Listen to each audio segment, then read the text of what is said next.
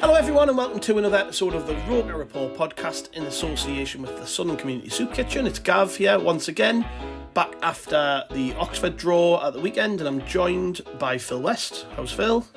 Yep, very well, Gav. Yourself? Good. Tired, good, but yeah, I am happy to talk about Sunderland once again. I mean, I'm not feeling as negative about what I saw at the weekend as a lot of people, especially a day or two out from the game. Yeah. Me and you have had a bit of crack about the game since full time. Let's get straight into it. The performance itself, I don't know if you'd agree, but Sunderland were a lot better, particularly in the second half of the game, having scored early and then conceded a poor goal, to be fair. Overall, though, we were probably the better team, bit unlucky not to win.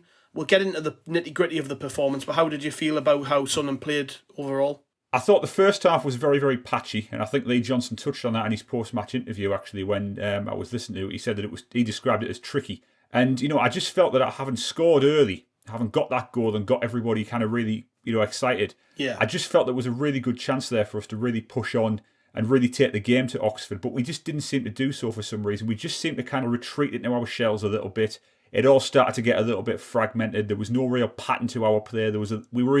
We were either kind of indecisive in key moments, or we were being a bit too intricate and trying to overplay it at times. So, but why do you think that is? By the way, why do you think we sort of retreated into that sort of going from starting so well to retreating? Why do you think that was? Because I can't put my finger on it, if I'm honest. We've done it quite a lot recently. I think part of it is confidence. And you've really got to have that mentality. I think when you get 1-0 up in that situation, particularly at home, I think collectively as a team, you really have to go, right, we've got them.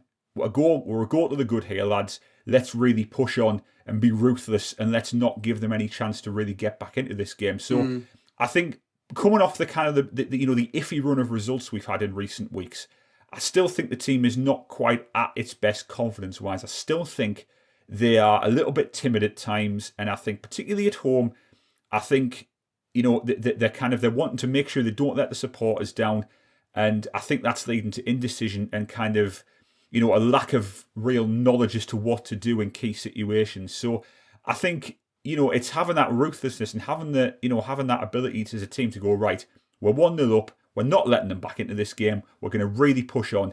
And I think that comes from your senior players to a certain extent. I think the likes of Bailey Wright, for example, can play a part in that. But I also think it comes from your creative players as well, the players who, like Alex Pritchard, for example, who want to make things happen. So, I just felt the first half, we kind of took our foot off the pedal having scored early. Yeah. But I agree with you. I think the second half was much better. There was much more positivity about us.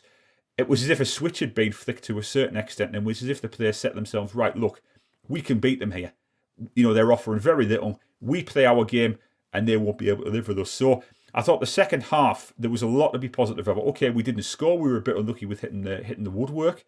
But I felt that overall there were some positive signs in the second half. So it was a very topsy-turvy game in that respect. Yeah, definitely. And I think that one thing we can put our finger on and say it for definite was that they never gave up. The effort was there. The endeavour was there. Absolutely. Couldn't have really done much more other than hit the back of the net, really, to be fair. Yeah. I think the crosses were going into good areas. We hit the post. We hit the bar. The stats themselves, we had 17 shots and only 3 were on target. I mean, that pretty much tells the story, doesn't it? We just didn't, in the end, have enough quality in the final third to win the game and kill it off. Yeah, I mean, you've got to get the ball into the right areas, and there were times where we'd get the ball in good attacking positions, but then the final ball wasn't quite there, or we took too long and they were able to close us down. So again, it's just those split-second moments where speed of thought is so essential. And I was talking about I used the phrase football intelligence after the game on Twitter last night, and I had a few people come back to me on that. And I just feel that decision-making at this level is so crucial. It's knowing when to play that pass, knowing when to put boot the ball and clear it, knowing when to take your man on, and so on and so forth. And I just think at times we can be caught lacking in that area a little bit. So that's something I'd like to see us sharpen up on over the rest of the season. Yeah, the goal then, Leon Dajaku scored it. He didn't play the full game. He came off towards the middle of the second half, really. But, I mean, let's be fair to him, because he gets a lot of stick because he isn't the finished product. And I think that's one thing, isn't it? Like, people have to remember this is a kid, basically. I know he's come from Bayern Munich, so there's a lot of expectation. But he's still a kid who's never really played senior football before. the odd appearance for Bayern and off the bench in cup games and stuff aside. So he's come to Sunderland really to find his feet. New country, new culture, a harder working environment. I'm sure when it comes to games, because the intensity of whatever he was playing in Germany won't be anywhere near what it's like in League One. So he's come here. People were expecting sort of a top quality player, and he's obviously came here, has got some skill, but he's obviously very raw, and that for some people he's not convincing them. But I actually think in the goals he scored, and in particular the one that he scored at the weekend, there are signs of a really decent forward there, somebody who's got goals in him. And his finish was exquisite, I thought. I think the way he turned his man inside out to finish under the goalkeeper was a beautiful goal, wasn't it? Absolutely. To be perfectly honest with you, Gav, my feelings on Dajaku are, I feel that he is roughly, in terms of his progression, where I would expect him to be at this point in his Sunderland career. I think, as you said, there was a lot of expectation on him because he was it was seen as something of a coup when we signed him, because obviously he came from Bayern Munich and they're thinking, great, this is a guy who's obviously got something about him. And I think so far he has shown flashes of his skill and his potential, but he's also had bad games as well. So I haven't been particularly concerned about Dajaku's progress, really, because, he was always going to take some time to adjust, as you said, new club, new culture. It's a rough and tumble league. Games are always fast and furious. You might not necessarily get the time on the ball or the time and space to do what you want as you might do overseas. And as you said, the goal he scored yesterday it was a lovely goal. I mean, the confidence to take your man on, just nick the ball past him and then slot it past the keeper. That's a really, really good goal. Yeah. My feelings on Dajaku in terms of his best position is he's never a wing back in a million years, and that's simply because he doesn't have the defensive discipline to play in that position.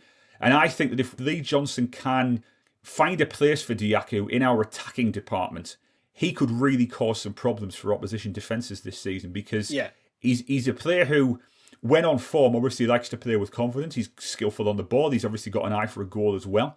And I think he could be key in bringing his teammates into the game as well. And I think if we're going to get Ross Stewart into games again, make him the kind of the fulcrum of the attack, someone like Dajaku could provide him with really good service. So, I think he's definitely going to be a player that Lee Johnson's going to rely on going forward. And just another thing, Gav, I thought it was really good to see Johnson give him the vote of confidence by starting with him yesterday, because I know to a certain extent Johnson's a little bit snookered in terms of the fact he hasn't got a great many players to choose from. But to say to Dajaku, you are my man, I'm starting you today, there's going to be a decent crowd in, go out there and show them what you can do. That to me is really, really good man management. So I was pleased that Johnson showed that confidence in him, without a doubt. Yeah, you touched on perhaps him playing further forward. And Matt at Rowley3333 has asked us, should we start Dajaku up top? He suggested maybe playing him with Broadhead, but he has played centre forward. I think he's played like as a 10-second striker in Germany, not for us. Yeah. But like I say, he's a good finisher and he's a goal threat. Could you see him maybe being a forward option going into the second half of the season? Possibly, yeah. I mean, if he could, because I think Broadhead and Stewart have kind of been shown, they've been shown some good flashes together when they dovetail together. So I think having a kind of I've always liked the idea of having a kind of a big physical striker and then a pacey attacker playing off him. I think that's something that could really work for us. So on the other hand, I think Dajaku was the kind of guy who went out wide if in the right positions, he could really stretch opposition defences. And I think he likes. I think he's the kind of player who would really like to kind of get the ball wide, drive at his man, and then cut inside and maybe go for goal himself. So I think there's a future for him, definitely as an attacker. Quite where that position is, I'm not 100% on that one yet. But I definitely think that if we can harness what he's got going forward, he could be a real weapon for us without a doubt. Yeah, I'm hoping that he can really kick on from here, because I know he's on loan, but there is an option to buy there. I know that. Like I said before, there are a lot of people who aren't convinced with Dajaku, but I just think it's far too early to start casting judgment on a player like that, just because of the circumstance. Like I said, he's young for one, and I've already outlined all those reasons. He deserves a little bit more time, and I think definitely he's trying his hardest. You can see it as well. When it's not coming off for him, he's trying his best to impress. I think, and we could do with just giving him a run of games in a position what suits him, and a little bit of patience, because I think that's when the young player will flourish first and foremost. I think you're not going to see the best from any player, never mind one who's got hardly any experience behind them if you're not patient with them. Yeah, absolutely. I mean, as you said, I think his attitude's really good. I think he's really kind of immersed himself in the club. I think he made that comment, I can't remember which away game it was, when he seemed to be blown away by how many fans we'd taken to that particular away game, and he was really kind of enthusiastic about it. So I think his attitude's great. I think he's got a real willingness to learn. But as you said, we just have to be patient with him, give him the time and the space, and he will come good. Got no doubt about that. Yeah. So as the half went on, we didn't do enough, to be honest. No. In the first half to sort of strengthen our position in the game. We did what we haven't. I don't think we've actually done much of this season up until recently. But we just sat off. We let Oxford have the ball. We let them knock it long, and they were winning all of the second balls. They were winning all of the headers in the air. I thought Taylor up front, for somebody who's not particularly big, really good at holding up the ball and bringing others into play. I mean, Oxford got a goal and it was gifted to them, to be honest, wasn't it? I think it was. We've had a question from PG at Russian P Tape. He's asked, why do our defenders have a habit of overcomplicating things? Gooch got the blame for the goal, but he was played into trouble big time by Wright, who should have just knocked it out of play. I think there are a couple of things we could probably pick at with that particular goal.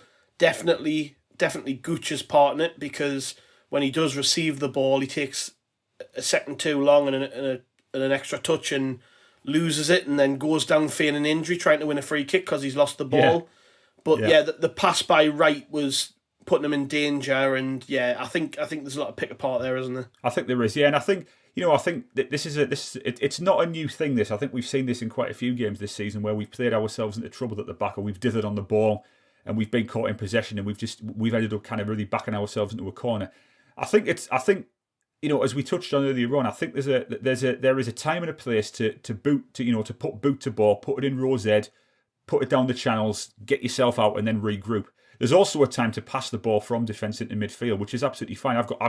I'll never criticise a team for playing out from the back, because I think when done properly, it works really, really well. It can be a real launch pad for the team. But Gooch was kind of the fall guy for the goal yesterday. But again, it's decision making, Gav. It's knowing at that particular moment, what do I need to do to make sure that I am not putting my teammates in danger? And how many times have you and I and everybody else talked this season about Gooch's decision making, and he either plays the wrong pass at the wrong time, or he overplays it, or his final ball isn't there, and so on and so forth.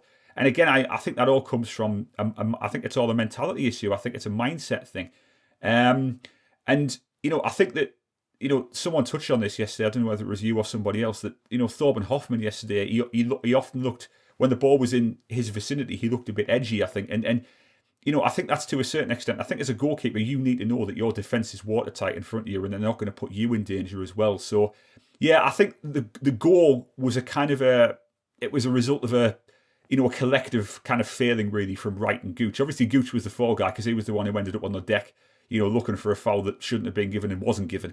And just a very soft goal to concede, and it was so frustrating to see.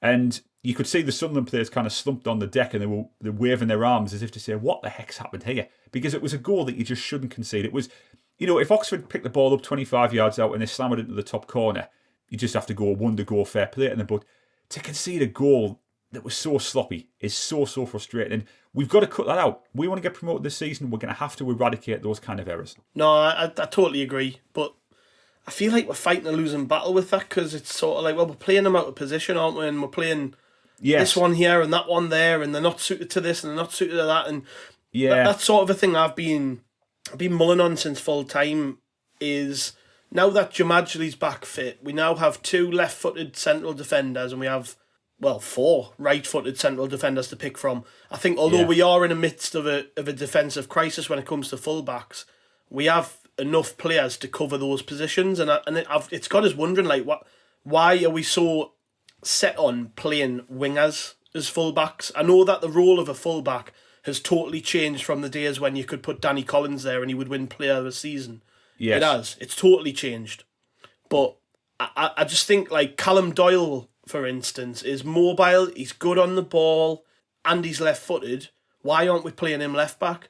And then on the other side of the park, we've got Ollie Younger, we've got Fred Alves, hopefully back fit soon. I know he had a knock that kept him out of the game.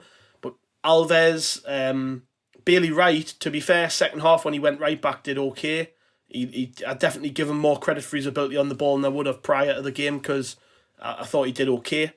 And obviously, everybody knows that Flanagan, before he came to Sunderland, played fullback for Burton. So we've got players who can cover those positions, and it's just this nagging thing at the back of my head that we're conceding too many stupid goals because of fullback mistakes. Yeah. And they aren't fullbacks, they're wingers.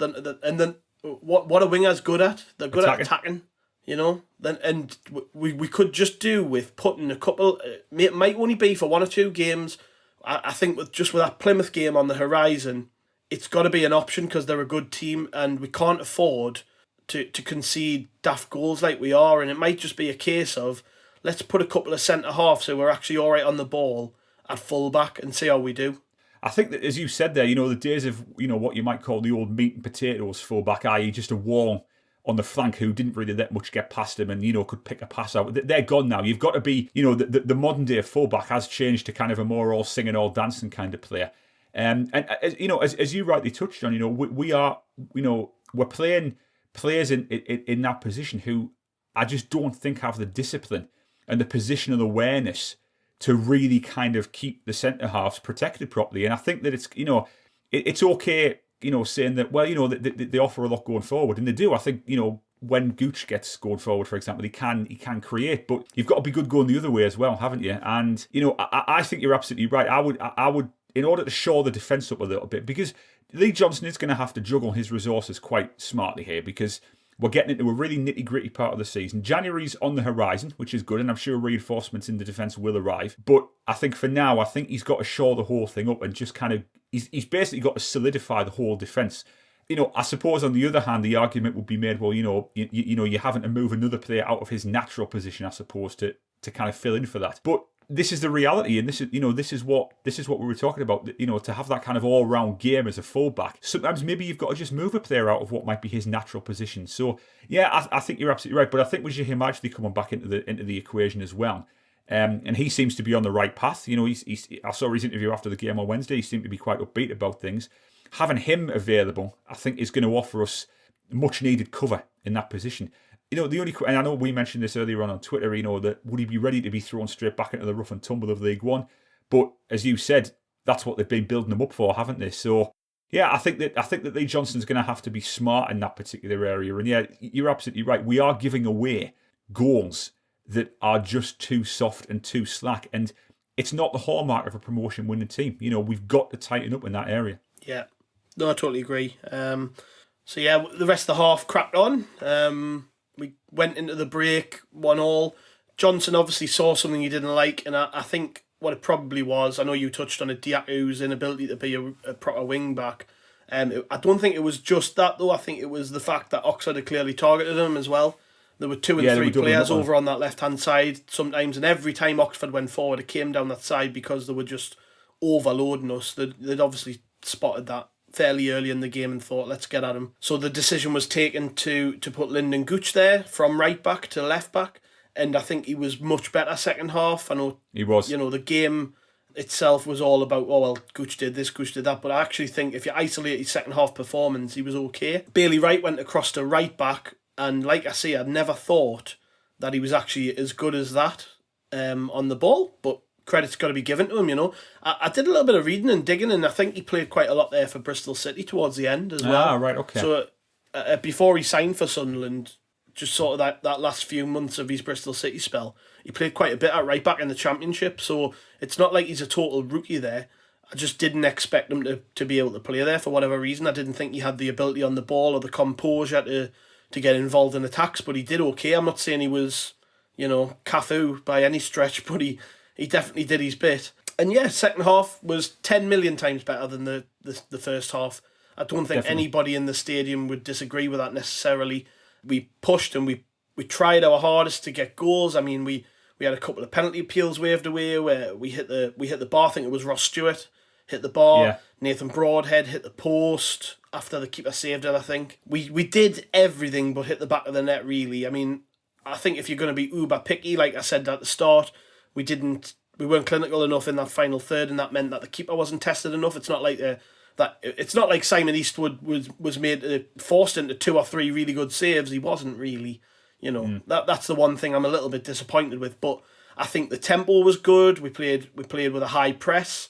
We didn't really allow Oxford much time to breathe. I thought they looked really tired, actually. Don't think they were knackered. Yeah, they were blown, and understandable given that their squad's been a bit stretched recently and they've had a COVID outbreak in the squad, so that's a little bit understandable. So I think the overall feeling after the second half, while Sunderland had played well, from majority of the reaction I've seen and I've heard online and on the radio and talking to people, is that people feel a little bit deflated that we sort of lost the lead in the first half and then weren't able to make that pressure pay, which is fair enough, right? It's fair enough. I mean, the second half performance, in my opinion, is how we should always strive to play at home. Positivity, energy, aggression, a desire to really put the opposition on the back foot and really get at them.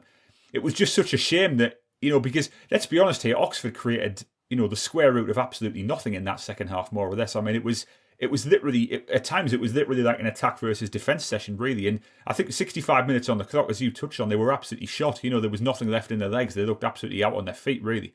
That at home, in that particular situation, is how I would always like to see us play. And I thought Alex Pritchard, who I don't know we were going to touch on, but he was absolutely fantastic yesterday. I was watching him at part. I was kind of zeroing in on him at parts during the game, particularly in the second half, and you could tell that he was always thinking about how I can unlock the defence, how I can get my teammates in. He absolutely did. He was playing with his head up all the time. He was looking to get on the ball. He was always looking to make things happen. His best game in a red and white shirt by far. And that to me felt like a real breakthrough for him, because he's another player who hasn't really hit the heights that I think a lot of people maybe hoped he would. If he can play like that for the rest of the season, we could have a really, really good player in our hands. Yeah, I think the timing's just worked out well for him. I think that first the first spell of the season, when you think about it, let's break it down, right? So he comes to the club. Straight away, he doesn't take part in pre-season because he has COVID and he suffers from it quite badly. So he's out of the squad for the majority of pre-season. So he's already playing catch-up, by which point Embleton's established himself and Dan Neil has established himself in that midfield. The other positions he's probably competing is out on the left, where McGeady is a guaranteed starter. So very slowly he's having to wait for his turn. He's getting in the cup games, but then the cup games only happen, every 2, 3, 4 weeks, so he's not getting a consistent run of games. And then when you think about from that sort of point to now, McGeady's went out with a long-term injury, so there is a role in the team for that sort of player who can make things happen, who you can afford to carry because they have the quality from set pieces and from range to score goals like he has done in the last few weeks. Yes. And on top of that, Embleton's went back out of the team, and Embleton was the one player really keeping him out of the side, I think, at the start of the season. So there's been I suppose, a shift in reliance on quality to come from the likes of McGeady to now Pritchard stepping in is the big name, the big signing, the man who's played up the leagues, and he's playing now in the third tier for Sunderland, but somebody who's got a lot of experience playing at a higher level and playing well at a higher level. It's just a bit of a perfect storm, I would say. I think it's all come together at the right time for him. And he needed to wait for his window of opportunity, didn't he? As you just said, you come there and, like you said, he misses pre-season, so already he's behind the 8 ball. Then he's got to watch as his teammates get off to a good start of the season. Individuals really staking a claim. And that, you're always kind of swimming against the tide in that respect. And like I said, you've got to wait for that window of opportunity. And I think that opportunity has come around from now. And I've seen a few people saying that, is he a bit too lightweight for this league? Is he a bit too easy to get off the ball? I don't think he is. I think if we can shore the midfield up in January with a bit more clout and a bit more heft in that midfield, someone like Pritchard, who is quite slight physically, he's not an absolute beast of a playmaker. He's quite a slight physically slight man. I think he could be the guy who could really kind of unlock things. And I think it's good that we've got kind of, some good playmakers at our disposal, because when Embleton came on yesterday, he showed some good flashes of promise as well. I thought he looked quite hungry to get on the ball and make things happen as well. So I think individually yesterday there were signs that certain players are starting to get back to where we'd like them to be in terms of form. And I thought Carl Winchester was another one yesterday who raised his game and looked quite good. There are signs there that individually players are starting to kind of recapture that form that we saw from them at the start of the season. So that's something to be positive about, without a doubt. Yeah, and I think that sometimes comes during an injury crisis, doesn't it? Where you've got like, wait, well, I've got two centre mids, so them two have got to play there, and then I've got two centre halves. And it's like when your resources are slim, one, you become more reliant on the players you do have, but two, it gives them. I guess it's a weight off the shoulders when, say, you call Winchester and you've played right back all season. Like, you know for a fact that for the next 5 games or whatever, that you are definitely starting in centre mid. So he hasn't got to worry about losing his place in the team. He hasn't got to worry about making a mistake and thinking, oh shit, I'm out the team now. You know, he has that weight off his shoulders, for instance. So he can express himself a little bit more. He can play with a bit more freedom. And I think, to be fair to Winchester, he's changed his game up again a little bit, because it's quite clear to me that he's been asked to break the play up, because Dan Neil isn't that player. He does try, but he's not that type of player. He's very much a playmaker. No. So Winchester, with no O'Nien and no Evans, has been told, we need you to get stuck in. And I think he's really brought some quality to that position and proven why he's good enough to be at a club like Sunderland, because a lot of us, myself included, looked at the signing in January this year, and weren't really sure about him because we didn't know who he was. He was coming from the league below. He was a little bit older, so we were sort of looking at it and thinking, well, is he good enough for League One? But he quite clearly is. And I think it's just been a bit unfortunate for him that he hasn't been given a proper run of games in the middle of the park. So, again, like I've just said with Pritchard, it's his time to shine now, isn't it? It's his time to sort of nail that place down and show why he's here, and ultimately offer the team something that a lot of players can't, which is that bite in midfield, but also he's got such good ability playing forward passes and quick passes, and he can turn off both feet and pass with both feet. I think he's a lot better player than people would ever care to give him credit for, I think. He's got great technical quality, and I think, as you rightly touched on there, I think Pritchard is the kind of guy who, if Lee Johnson goes to him in training and says, look, you are going to be my man, you are going to be my main playmaker, I think Pritchard's the kind of guy who thinks, you've given me your vote of confidence, I'm going to get in there now, and I'm going to prove that you were right to do so. I think he's the kind of guy who would thrive on the backing of his manager and given license to just go out there and play his natural game. But I think you're absolutely right. His technical quality and it was evident yesterday what he's got in tight areas as well. Yesterday, this is another thing I noticed. He was often picking the ball up in kind of crowded areas, and he was turning. He was just making things happen. He was getting himself out of trouble. He was finding that pass out. So yeah, I think he could, as you said, I think the phrase "time to shine" is absolutely appropriate for someone like Pritchard at this moment. That was without a doubt. Yeah. The performance overall we've already talked about. The result though, that's been a big source of debate because, well, we didn't win. People were sort of expecting us to win this game for some reason, even though Oxford are quite good and they've just held down a 0-0 draw with probably the best team in the league in Rotherham. How are you taking the result? Because it seems to me like a lot of people aren't taking it well. I'm pretty content with it, but I'm only content because we've got Morecambe next and we've got Plymouth next, and they're both at home. And I think when I saw those with the next 3 games, I think this was always going to be the hardest of the 3. I mean, I might be proven to be wrong. Plymouth might come out and be brilliant. I just think the way that Plymouth have sort of nosedived shows that they're probably not quite as good as we thought they were. Possibly, where Oxford are always there and thereabouts. They were coming into it with a good run of form, unbeaten in 6. And like I say, had just held the best side in the league to a 0-0 draw. With a COVID-hit squad, by the way. That wasn't the first team squad they had out.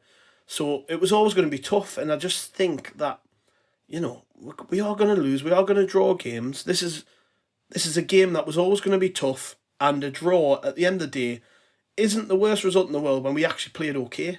Yeah. I mean, here's my take on it. The result itself, I've got no problem with. The draw is not a disaster. It's not a calamity. It's absolutely fine. The manner of the result, yes, because it was a game we should have won. The second half performance, we don't concede that goal from Linda Gooch's mistake. We win the game. It's a different story. I've got no problem with drawing at home to Oxford. Now, some people might say that's me accepting lower standards and so on and so forth. That's fine. But the fact of the matter is that at this point in time, there is such a collective tension among certain sections of the fan base that every draw, every goal conceded, every game we don't win is a disaster. It's a calamity. It shows the club's mired in mediocrity, blah, blah, blah. I think you've got to look at it. You've got to take a wider perspective on this, and you've got to say, look, this league is a grind. It's going to be a slog between now and the end of the season. We are not going to win every game. We're going to lose games. We're going to have frustrating results. We've just got to accept that as part and parcel of trying to get out of this division. I don't think it's about accepting mediocrity or demanding better and so on and so forth. I think it's just the reality of League One football. We've been down here for long enough now to know this, that things rarely go as smoothly as you like them to. You've got to take the rough with the smooth at times. So a home draw at Oxford, not a disaster by any stretch of the imagination, as long as, and this is the most important thing for me, as long as we kick on now and we take advantage of the following 2 home games we've got, we beat the next 2 teams, and that means that we've had a decent run of results, and yesterday's results suddenly doesn't seem so disastrous. So it's all about context. If we win on Tuesday, Saturday doesn't seem so bad. So, I think that there's a lot of, there's a desire and a restlessness to win every single game, which we all know won't happen. But at the same time, I think it's very important to not write off every draw, every defeat necessarily as a disaster, because as I said, there were some positive signs there yesterday.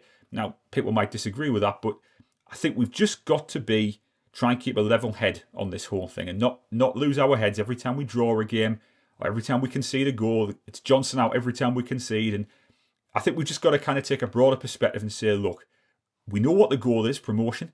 If we have to draw some games en route to that, we'll take that. But the goal is promotion. How we get there doesn't really make a difference. As long as we're promoted at the end of the season, how we get there doesn't really matter. So that's my opinion. Yeah, no, I totally agree. And I saw quite a lot after the game, people saying that, and this isn't just after this particular game. Quite a lot of people think we should be walking this league. We're Sunderland, we shouldn't be struggling to sort of climb to the top. And I think, well, we've been in this division 4 seasons, and every single team who's been promoted out of this league has gone through runs of bad form. They've drawn games they should have won. They've lost games they should have won or drawn. Look at it.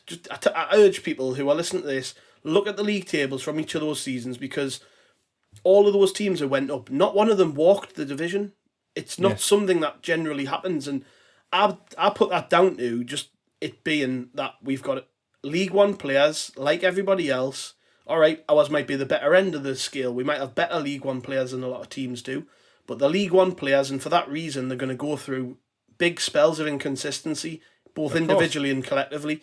And that's why they're playing in League One. They would be playing in the Championship of the Premier League if they were of a higher standard than that. And that's just the fact of it, And that means that results are occasionally not going to go how we want it. And I think you're bang on what you're saying is, I think that a broader perspective would just allow people to sort of see the bigger picture and see that, it doesn't matter that we've drawn this game if we then go and win 2 of the next 3. Or I'm just speaking generally, But that leads us on to a question actually we've been given by Michael Bowers, who said it's important, in his opinion, to get along in December with all the players we have injured. And in the next 6 games, we've got Morecambe at home, we've got Plymouth at home, Ipswich away, Doncaster away, Sheffield at home just before the end of the year, and then just as we creep into the new year, we've got Fleetwood at home. In his opinion, he thinks we need to beat Morecambe, Doncaster, Fleetwood, and then get at least 5 points from the others. So we're talking about Morecambe, Doncaster, Fleetwood, who are all down the bottom end of the table. Morecambe is at home, Fleetwood's at home, Doncaster is away, but they are struggling. So I would totally agree with that. 5 points from the others. He's talking about Plymouth, Ipswich away, and Sheffield at home. So you're on about 3 games there where 9 are up for grabs. Would 5 be all right from that, would you say? I would actually say so, yeah. I think I agree with Michael there. I think he's spot on. I think that would be fair. And I think as fans, we could probably look at the next 6 and go, right, here's our target. Let's make sure we don't sort of let our confidence slip too badly if, we draw that one, but we might win, I think it's a good way to look at it. Do you agree with his assessment, sort of where the points need to be shared? Absolutely, yeah, and I think that it's very important that we make here with this next swing of home games as well, because there's our home record this season's actually been quite decent. I think we've only lost the 1 game at home this season. Charlton. I think that was the Charlton game. So the home form has been pretty good. But yeah, I think Michael's absolutely spot on there. I think we've really got to be capitalising on this on the games we've got in front of our own fans, and yeah, I think they'd be. Also, as well, given the injury list we've got, which you have to, you can't get away from that. We are very, very stretched resource wise, which can happen. That can happen. I've got I'm not bemoaning that. That's just a fact of any team in any league anywhere in the world. It's going to demand, I think, resourcefulness on behalf of the manager, rotating his players when necessary. But I also think as well that the players, and I keep coming back to the senior pros, they've really got to be looking at these next fixtures and they've got to think, look, lads, a lot of our teammates are on the treatment table at this moment in time. We've got to build the momentum ourselves. Nobody's going to do it for us. Nobody's going to swing in and save us. We've got who we've got in terms of players. Let's make sure that we really push on and we don't let our teammates down and we don't let the fans down. So I think it's going to take a lot of leadership on behalf of Lee Johnson and behalf of the players as well to make sure that we get through this December period with a good haul of points. Yeah. I think like I say, I would love to go into that in more detail, but I think Michael's bang on. To be fair, like that's Absolutely. probably the most fair way of looking at it. We've got a couple more topics I want to touch on before we shoot off, because we've received a fair few questions about January, and also one other thing we haven't talked about from the game, which is the whole Lee Johnson on the touchline scenario, arguing with fans, blah blah blah. Everyone who's listening, I'm sure, is aware of it, but if you aren't, there was an allegation from a fan on BBC Newcastle after the game that he'd been in a bit of a bust up with Lee Johnson. From listening to myself, the guy said that he hadn't been offensive towards Johnson, and Johnson turned around and gave him a 2-finger salute. Some of the reports from fans who were around that particular person reckon it was a lot more blue in the air, shall I say, than he made out to be. And the video I've seen of Johnson, it doesn't appear like he flicks in the V. He sort of throws his hand up as a gesture, as if to say, oh, whatever sort of thing.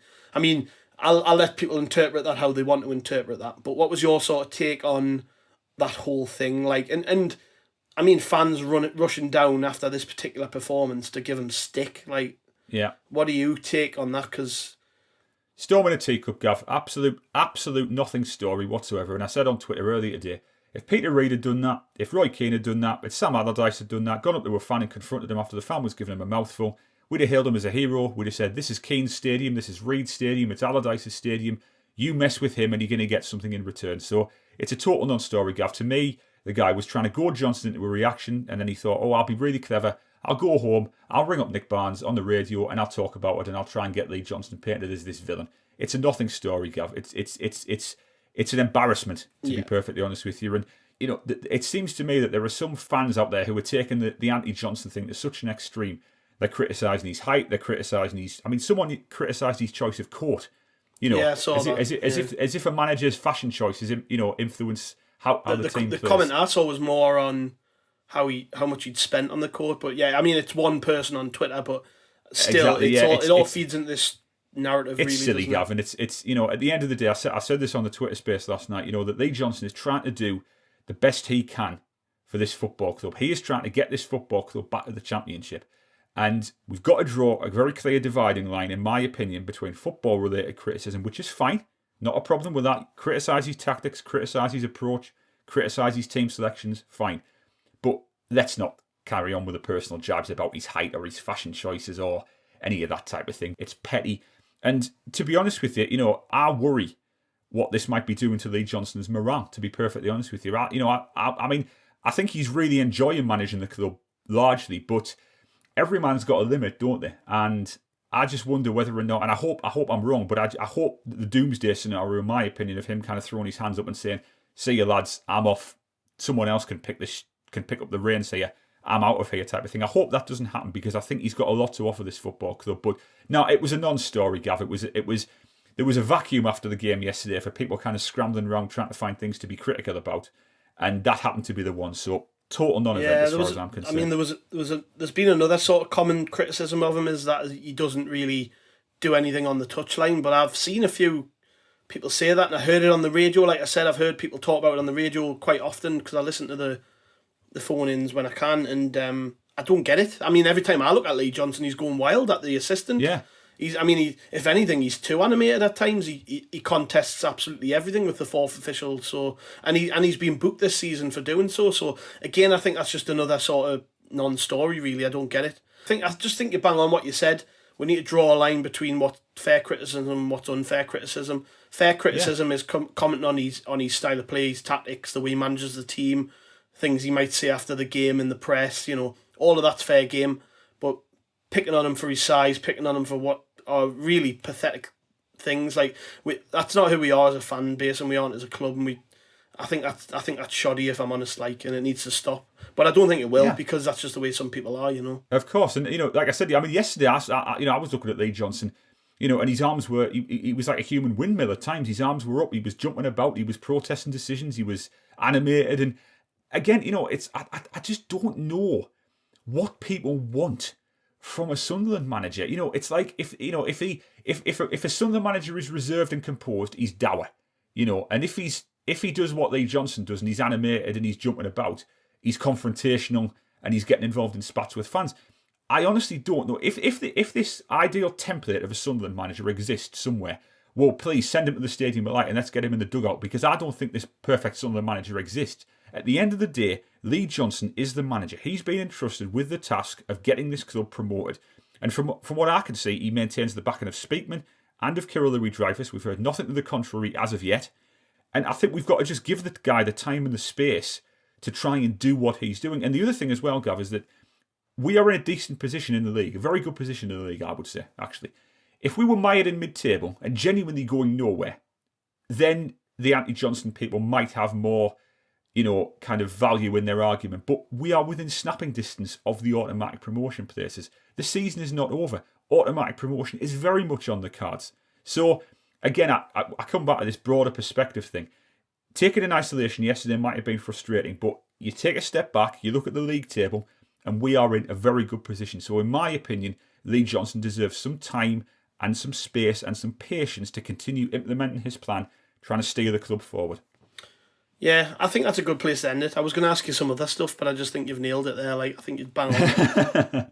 Yeah, you're right. You're totally right. Like, if this perfect Sunderland manager existed, then he'd be in the dugout. And I think the perfect manager is probably managing one of the biggest clubs in the world, isn't he?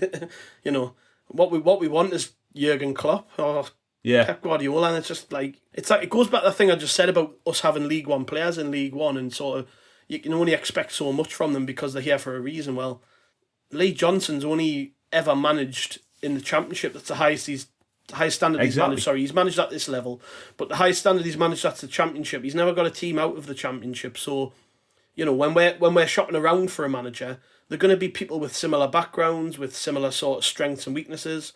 And I think we've just... I'm not saying accept mediocrity, because that isn't true at all. I just don't believe that in our current position, in sacking him, that we'd be any better off, because I just don't believe that the manager that people want is out there and would come to Sunderland in League One and is just going to take us from being this team who are one of the pack, which we are. We're one of the pack. I mean, even the best team in the league, Rotherham, are in the pack at the minute because they've had a couple of draws and whatever. So just where we are, we're one of the teams in the pack, and we have half a season ahead of us and a January transfer window and lots of players to come back from being injured who are going to be influential, because we signed Sirkin and Huggins to be influential in this team, and they will be back in the next month and a half, hopefully. So... there's a lot to look forward to, and I think Michael Bauer's got it spot on in his question when he said that it was important to just get through December with the players we have got until we've got those injury players back, because ultimately, like I say, let's just speak hypothetically here, if we sack Lee Johnson today, whoever comes in is going to have the same squad to work with the same injury troubles and all the rest of it, and no real time to really stamp their own authority on the squad. And to me, that just makes it a sort of moot argument, in my opinion. But I totally get why other people are frustrated. I get that. Oh, absolutely. I get that, especially when we were in the Championship and we got relegated under Peter Reid, and we got relegated, and then Mick McCarthy became manager. And when Roy Keane was manager, we walked the Championship every time. And there's an expectation that when Sunderland drop into those leagues that we do the same, and I just think football's changed and it's not that easy anymore. And it's really hard to come to terms with that for a lot of people, and I think it's going to be hard for them to come to terms with that until we do it again, and I just don't believe that's around the corner, because like I said, there are teams who've been promoted out of this league while we've been in it who haven't walked it, and there's a good reason for that, because the quality of the teams in this league, there's not a lot between them. I mean, if you think, just a final point here, if you think back to 2006 when Niall Quinn took over as chairman and Roy Keane arrived as manager, the phrase magic carpet ride was used. I'm sure you remember that, and we all do. And I think to myself, for the people who were wanting Roy Keane back now, the magic carpet's probably not airworthy anymore. The game has changed. Football has evolved. Management has changed as well. And the idea that Roy Keane comes in, as a glorious hero's return type of thing, it's just not realistically going to happen. And I think you've just got to let those episodes of the club's past, as brilliant as they were, you've got to let them move, and you've got to let them slide, and you've got to just keep on moving forward. And that's what we've got to do. And I honestly still believe that Lee Johnson could be the right manager for this football club. And until I see any evidence, i.e. a real downturn in results or some really bad performances and we end up dropping down the table, I'm going to stick with him, personally. Yeah, good place to end it, mate. Well, thanks for joining us. Really enjoyed the crack. We have got quite a lot going on this week. I imagine a lot of people listening to this have donated already to the Christmas fundraiser for the Sunderland Community Soup Kitchen. As I speak, we're on over 31 grand, which I haven't checked, but might be very close to what we managed to accrue last year by Christmas Eve. I mean, we are way out from Christmas Eve at the minute, so we are going to smash that target from last year, and we're going to go beyond it, which is brilliant.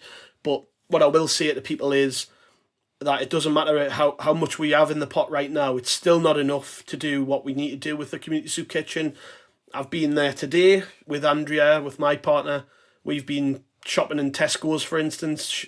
We spent about £1,500 just on tinned food, just on perishables, really, which will probably fill a couple of shelves in the food bank that they've got in the warehouse, and it'll probably last a week. And that's the scale of this operation. Like, without the money that people are putting forward, they wouldn't exist. Without our readers, listeners, without Sunderland fans, without fans of other clubs who've put their hand in their pocket, it wouldn't be possible, because the way they operate is just different, and they really help people and they really touch lives. And so what I'm saying to anybody listening to this, if you haven't donated already, whether it's a £5 or a £10, or if you can afford more, please just do your bit, because it goes a long way. We've had people on Twitter coming to us, Phil, saying £5 all I can give, I'm sorry I can't give more. And I think, well, if you really think about it, if you took £5 in Asda or Tesco's, you could stretch it a long way. You could stretch it a long way for a family of 4 Absolutely. or a family of 5. You could.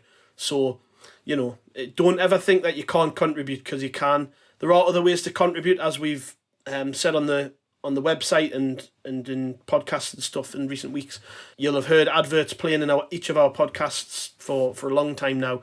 And that's how we were able to put down such a big, substantial donation of £13,000, which came solely from podcast advertising revenue. So every single time the person listening to this right now plays an advert, money goes into a pot and it accrues, and we'll give every penny of that back to the kitchen every Christmas. So even if you are skint, even if you are one of those people who relies upon food banks and the soup kitchen, but you listen to our podcast, just know that you're doing your bit, even if you listen to an advert. So, and that's going to be something we continue going forward. One other thing to plug is by the weekend we'll hopefully have completed a 24-hour Twitter Space marathon.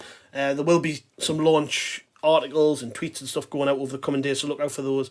But what we're going to be doing is, as part of this fundraiser, we're going to be taking part in a 24-hour live Twitter Space. So you've heard us, I'm sure, doing the ones after games and on Friday nights and on Monday nights for the Sunderland Ladies podcast. I mean, you'll have heard them. You might know a little bit about what a Twitter Space is. It's effectively a radio show, but it's hosted on Twitter. And we're going to do that for 24 hours from 8 p.m. on Friday, right the way past the Plymouth game on Saturday until 8 p.m. on Saturday night. It's not just going to be two of us talking all the time. We have got guests coming on, we've got branches coming on, we've got some fun and games, we've even got a bit of karaoke planned if we get drunk enough. We're going to be working hard right through from Friday 8 p.m. to Saturday 8 p.m. And the whole point of that is to just raise awareness about the soup kitchen, raise more money, plug it, and everybody can do their bit. We're going to want listeners coming on to talk about things. We're going to talk about the game, like I say. So there's going to be loads going on, and the firmed up plans for what we've actually got planned, hopefully with some ex-players and pundits and stuff thrown in, will be available over the coming days, so keep an eye out for that. But yeah, I've rambled a lot there, Phil, so cheers for sitting and listening. Cheers for joining us, mate. Really appreciate it. Cheers, Gav. And cheers everyone for listening. Make sure you listen to the adverts. Thanks.